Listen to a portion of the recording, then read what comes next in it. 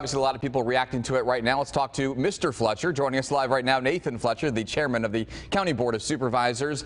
Chairman, before we get to some of the latest COVID information, what was your reaction? We just heard your wife's reaction, but let's hear your reaction to the decision in the Chauvin case today. And what are your thoughts on overall police reform across the country and here in San Diego? Well, look, the jury did the right thing. This was a murder. George Floyd was murdered, and the jury did the right thing in holding the officer accountable for that act.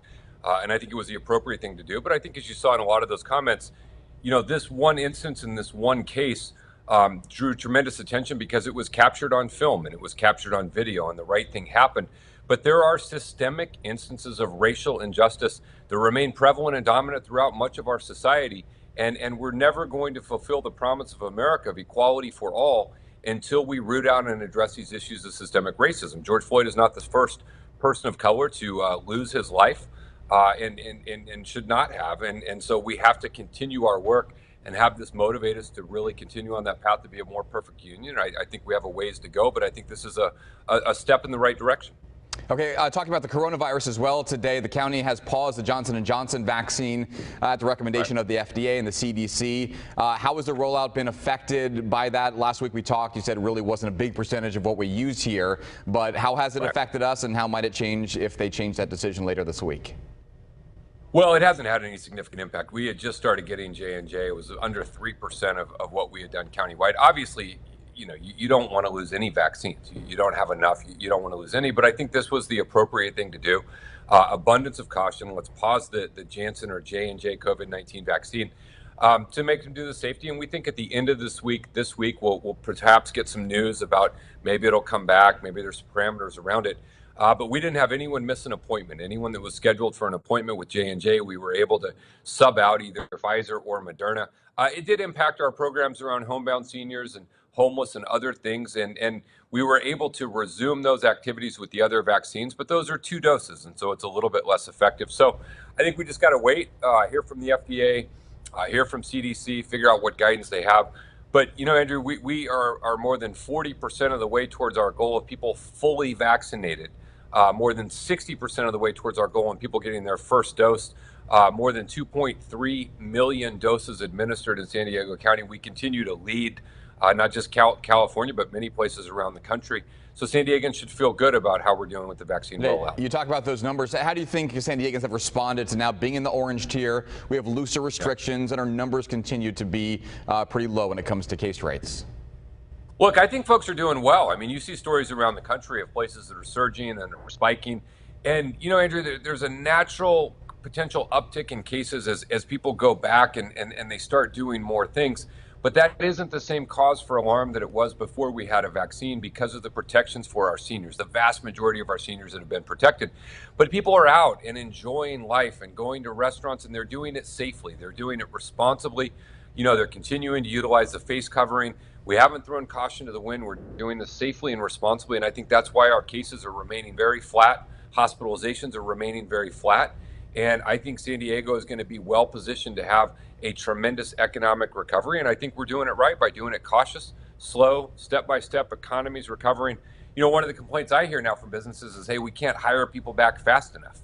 And I think that's a good thing, and I think we're going to head it up for a good summer. Yeah, early on they talked about not being a light switch but a dimmer switch, and it feels like we're kind of on that path, slowly but surely. Yeah, and it's coming back on. And you see that, our folks are going to Padre games, our kids are getting back in school, and neither of those are at full capacity yet, but we know it will be.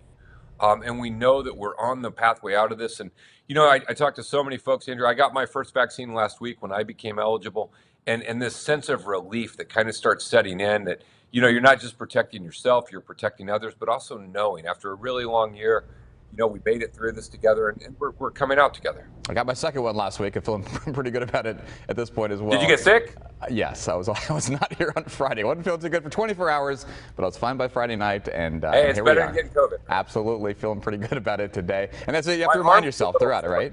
I had the first one. I felt like I took a fastball in the arm. Yeah, we all sacrifice 24 hours, but for the longer good for everybody. Lastly, before I let you go, I do want to ask you about the situation at the border. We have more than 1,000 migrant children who are at the convention center. So what's the latest with that situation, and any other thoughts on how the surge of migrants is being handled when it comes to the White House and their influence?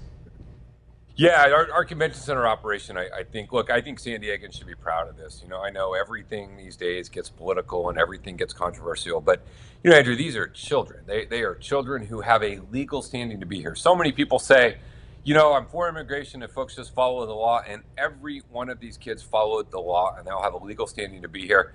They're getting humane, compassionate treatment. And they're being connected to their families that are here in the United States. And so we think we'll start seeing some of those kids transition out. Some have already started being reunified with their families. And so as that happens, then we could be in a position of potentially taking some more kids. Understanding this whole operation has to wrap up in early July because that's the earliest conventions can come back. And so we're going to continue to try and meet the need. And, the federal government, the Biden administration has a very difficult challenge. They have a very hard situation, and that so much of the infrastructure that has been there to accommodate legal immigration into this country was decimated under the Trump administration. And they're doing the best they can to do this humanely, to do this justly, and to try and confront a very vexing situation. And when San Diegans can step up and help, I think we will.